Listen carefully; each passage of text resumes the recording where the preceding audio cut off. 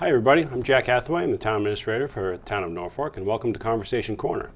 I'm joined this month by Jim Lehan, our Clerk of the Board of Selectmen. Welcome, Jim. Jack, thank you. Good to be back. It is good to be back. Been a while. We're doing our monthly show, and we've in about missed 3 a few months. It's been busy. It has been a busy time. Been busy. We've got some snow coming up, so I want to remind everybody that we do have a parking ban in town, and especially at night or during snow events, please keep your cars off the streets and let the plows do their job. So we'll jump right in, and I think we wanted to talk a little bit about the budget. Yeah, if you could, Jack. We're pretty much, our fiscal year ends June 30th, as some folks may or may not know. So we're pretty much at the halfway point. So I think it'd be good to share with people just sort of a 6-month view of how we're doing. I think the news so far, knock on whatever that is, we'll knock on pretend wood, and the news is good. You know, I think the state, we'll start with the state level. State revenues are up. They're projecting, they're adjusting their revenues for the year to be higher than they were at the beginning of the year. So that's great news, because the last, you know, as you and I know well, the last few years there have been instances where the states adjusted the local aid in the middle of the year, and so with the revenue being up, they're going to have a hard time justifying cutting our aid. So I think that is the best news that we have from the state, and hopefully going into the spring that will continue and local aid will be positive. On the budget side, on the expense budget side, we are, you know, again, knock on wood, we're doing well. The departments are, you know, right in line as to where we should be. We're now getting into the snow season, and we always know that that's kind of the most interesting part of our budget, and with the amount of snow we get and fighting those snowstorms. So hopefully we'll have a quiet winter, but the message so far is that from a budget point of view, we're doing well. Yeah, maybe just a second on snow and ice, folks. It's always a great debate. You know, every year we debate how much to put into that account, and even amongst our own board, we have differing views on that. But snow and ice is really the only line item in our budget that we can deficit spend. And so we tend to underfund that. Every town does it. But we do it knowing that we have additional resources, mostly through free cash and other sources, to be able to meet those obligations depending on what we actually end up spending. Some years we're more fortunate than others. But I know sometimes folks have asked, well, why don't you budget what you think you can have? Well, first, I have no idea how much snow we're going to have, so that's a little tough to hit, which is actually one of the reasons why they allow you to deficit spend it. But we've never not been able to meet that obligation. So, and this year I think we're even more favorably positioned to sustain a tough winter if we have it.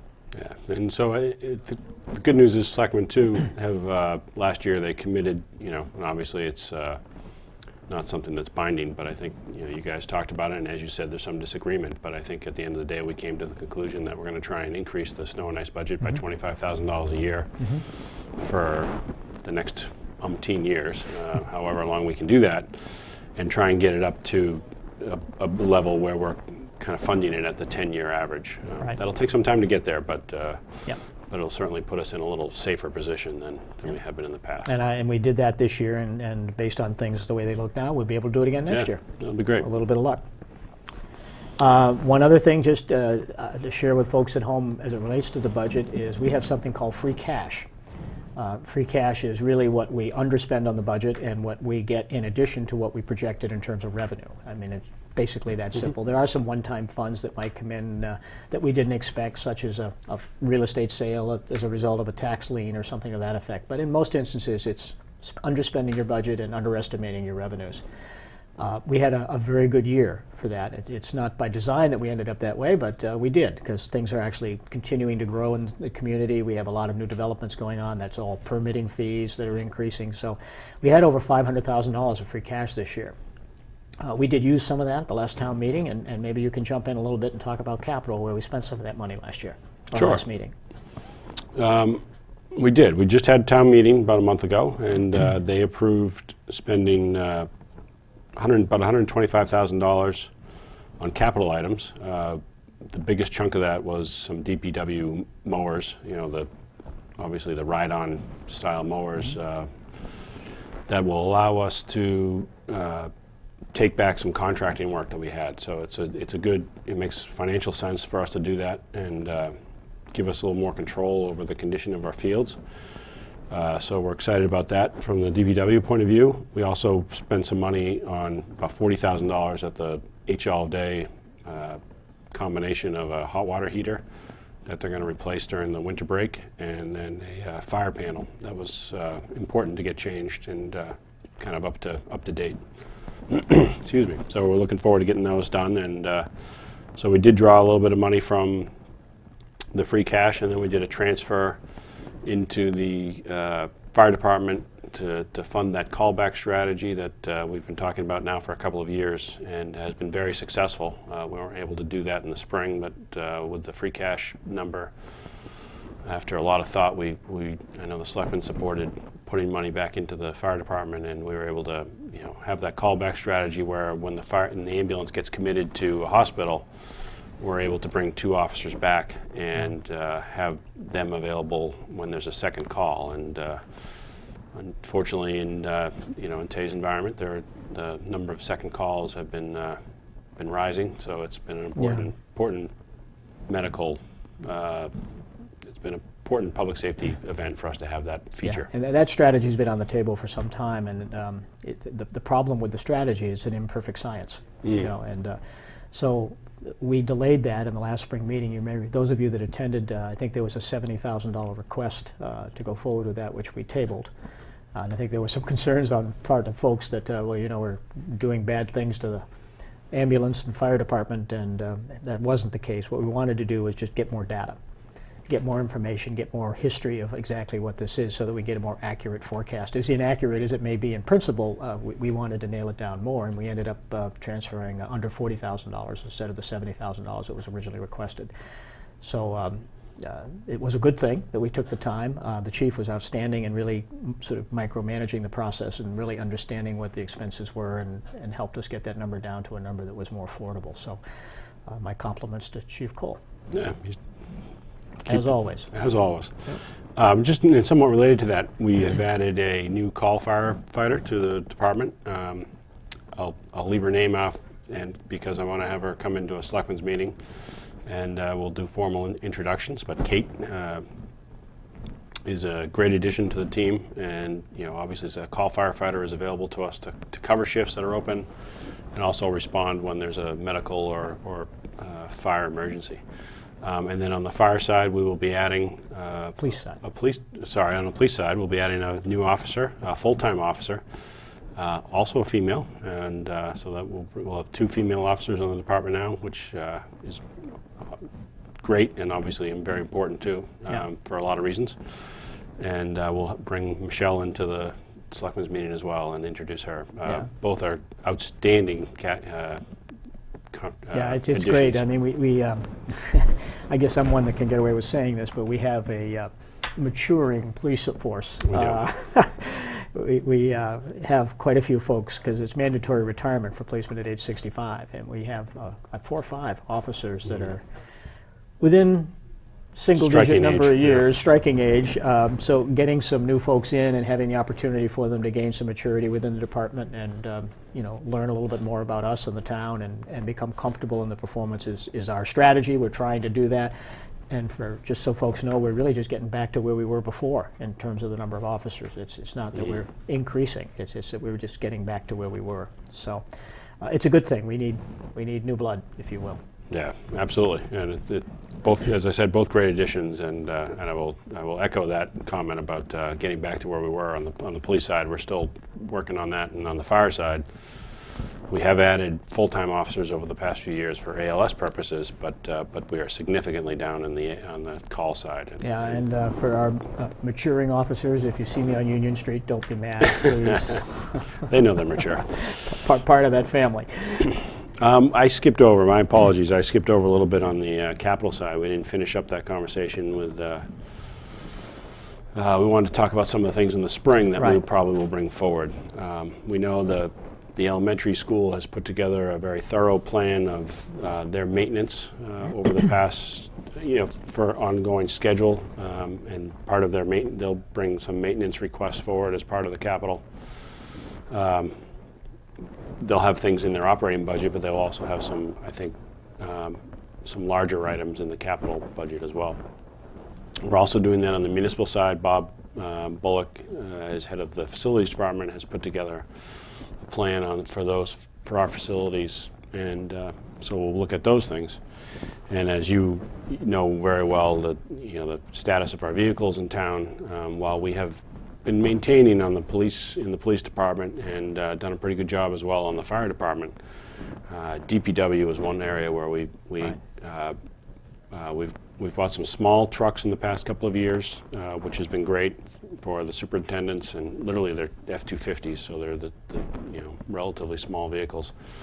But we're at the point where we need some of the large vehicles that do the bulk of the plowing and sanding, and during the summer the loom movement, and the other stuff that they move. Yeah, capital is folks that have sustained or have weathered the meetings over the many years will remember that about 7 or 8 years ago we put forward a capital strategy, a strategy around vehicles on how we could acquire these and set up a level funding process, because they have peaks and valleys in terms of the needs, and those peaks kill you because they're out of your reach.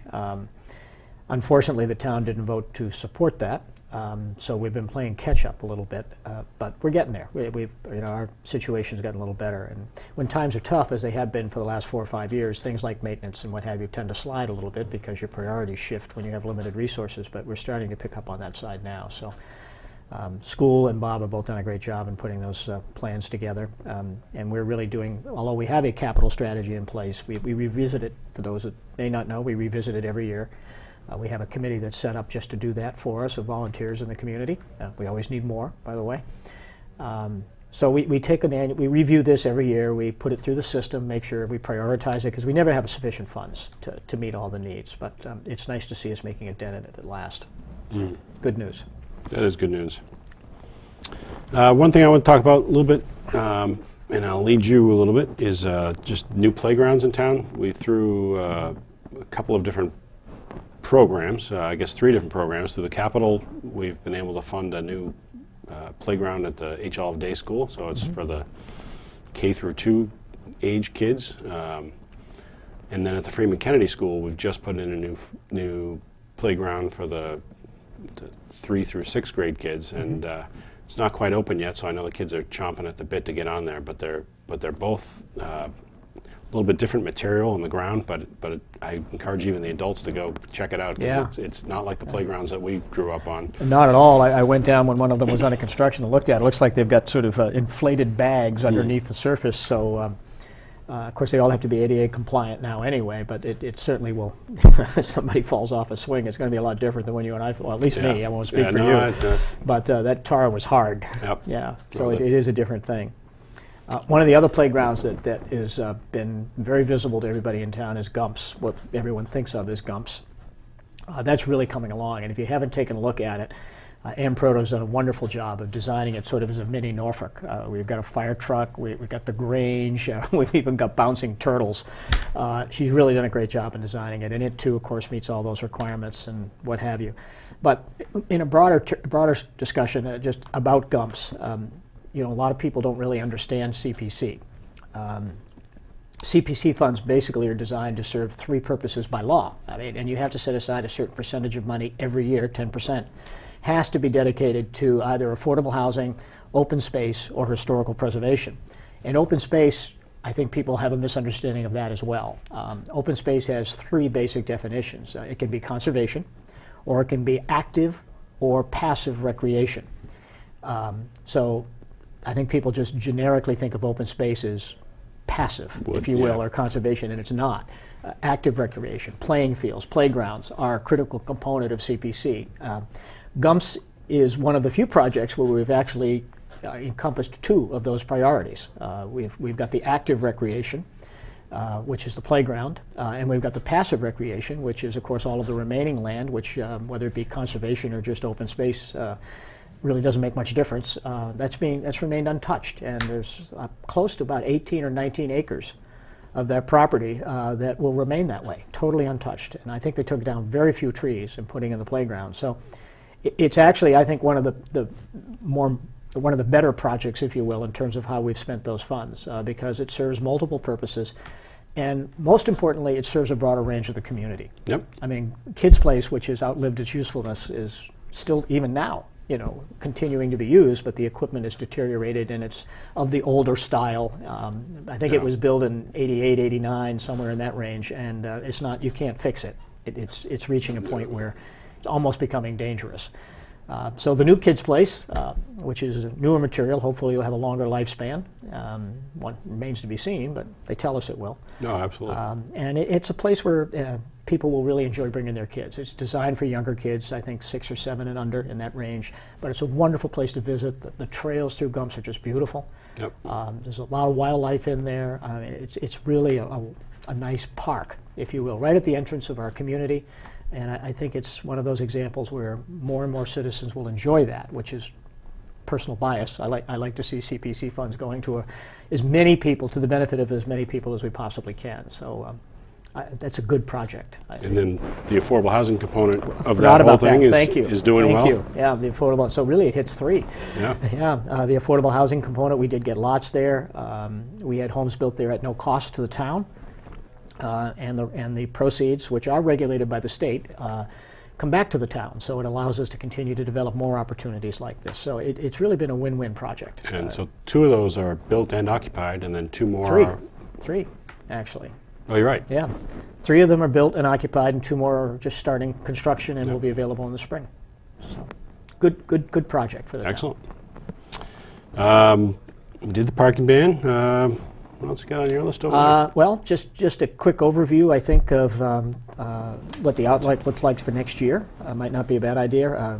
We still have a substantial amount of free cash, even after we spent $100,000 to help the school on their budget. They had an extensive enrollment. I think 45 students come into the kindergarten that just weren't anticipated. I mean, they have a very, you'd wonder, well, how did that happen? They have a very good system in place to project enrollment, obviously based on averages, and we just had a little bit of a boom in the community. Interesting, there was an article in the Sun Chronicle or the Globe, I think actually it was the Globe this morning, so it's just December 12th, about other communities who have had the same problem. Yeah. So I don't know if we got a little ripple effect of the baby boom I don't know, or what. I don't know if there's a ripple or kids coming back from private schools or who knows. All we know is they're there.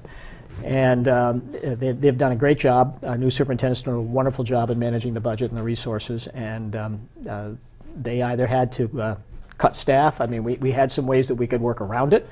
But I think it was sort of unilaterally felt, certainly by the Board of Selectmen, that the town decides what we spend, not us. Yep. And we didn't want anyone going knowingly into a process of spending what they weren't sure they'd had. The town's always been very supportive of schools, and we were confident that they would support it in May, but they are the only ones that get to make that decision. So we made the decision to go forward with the fall town meeting and appropriate it so that it takes that issue off the table. And of course it was, I think, unanimously supported. But it was an unanticipated expense, so we spent that. We spent about $125,000, as you mentioned earlier, on capital. And that leaves us about $225,000 of free cash. More importantly, share a little bit about the outlook for what our certified free cash looks like for the following year. Still unknown. Yep. We still have a budget to finish and revenues to finish. We're only halfway through, but we do know a couple of things. So, yeah, we do know that we just did the tax rate recap, which is the recapitulation of the tax rate. So we take the budget and we take all the appropriations and put it together in this ginormous spreadsheet that the state has, and that's how we end up. We take that and all the assessing data for all the lots, and we end up calculating the tax rate for the town. As part of that process, the assessors come up with new growth, and they're adding all the additions and improvements, and obviously new construction, any subdivision work that gets done, and we budgeted $375,000 or $350,000 $350 for new Close growth, and we ended up with $650,000. Right. So, and I think that's a record for the town. That is absolutely a record. 100,000, beat it by over $100,000. So that was great. And part of that obviously is just that we've had a lot of new construction going on. Part of it also, I would give John credit to John Neese, the chief assessor, for being very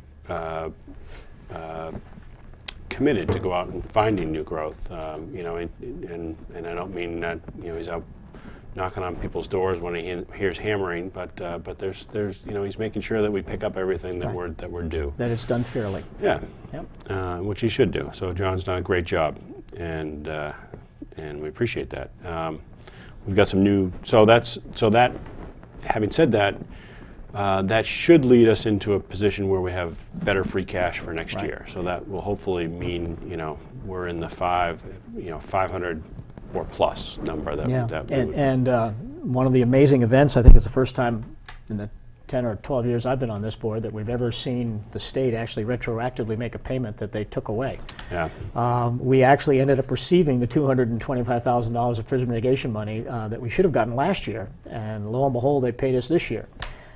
The problem is that the mechanisms that we have to work under, the accounting systems they work under, we can't spend it right now. It will flow into free cash for the following year, but we've got $225,000 in the bank we didn't expect. Add that to the $300,000 in new growth and whatever else might just normally flow through the process, and I think there were $70,000 or $75,000 for a FEMA reimbursement that will flow into free cash. And I'm not suggesting we want to write checks to buy everything we want. That's not my point, but we're healthy. We're going to have a nice surplus at the end of the year, unless something unforeseen, and it does happen. It does. We do keep a $50,000 reserve with the advisory board for those types of events. But barring something unforeseen or unfortunate, we're going to be in pretty good shape come the spring. Correct. I know we're getting close to the end here, but I wanted to remind people of a couple of, I want to actually, before I do that, thank Barbara Bartholomew for outstanding work at town meeting.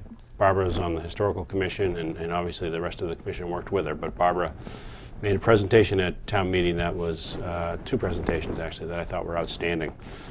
She told us all about Highland Park and all the historical events that went on down there, and if you haven't seen, you can watch town meeting on NCTV's video files, or you can go talk to the Historical Commission about Highland Park, but it was really interesting hearing all the activities that used to go on down there, people stopping, and the ball fields that were down there, and that was really She's an amazing woman. Her knowledge of Norfolk's history just amazes me, and I love hearing her talk about it, because she's got it down, and it's wonderful that we have someone in town that cares like she does, and that continues to provide this information to the community. Our history is important, and it's easy to lose when our lives are as busy as they are, and she just wonderful work. I agree. Great performance. It was interesting. I mean, it was just, we even back a few years ago when we bought Highland Lake, part of the land around Highland Lake, I didn't know any of that history that was going on. So it was. I thank her for doing that, and it was great.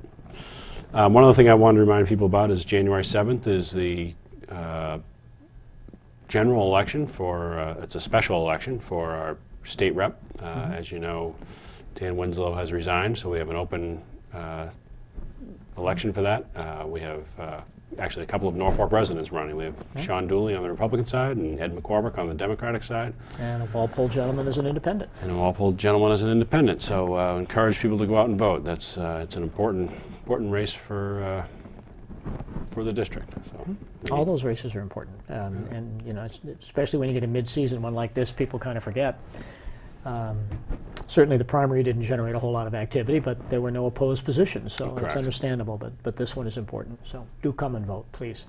And along with that, I would just encourage people that this spring we've got obviously our annual election. I don't have any certainties about open seats, but it certainly sounds like there are a number of open seats from people who are stepping down, or people who are going on to new positions. So I would encourage people over the next several months, if they're interested, come talk to me or talk to a selectman or talk to any elected or appointed official if you're interested in, whether it's a school committee or board of selectmen or planning board or town clerk or anything. Board of Health, there are openings on every board. Conservation Commission today has appointed positions open, so if you're interested in land use, you could certainly be appointed today. And so we encourage people to participate. We need to have continuous influx of new people to keep the excitement going. We don't go very far without them. No, we don't. No, for sure. Well, I think we've covered everything, Jack. They're waving at us that we're going to ruin the commercial if we stay on much longer. I still haven't gotten my makeup right, have they? No, well, it's a full-time job. We didn't have time today.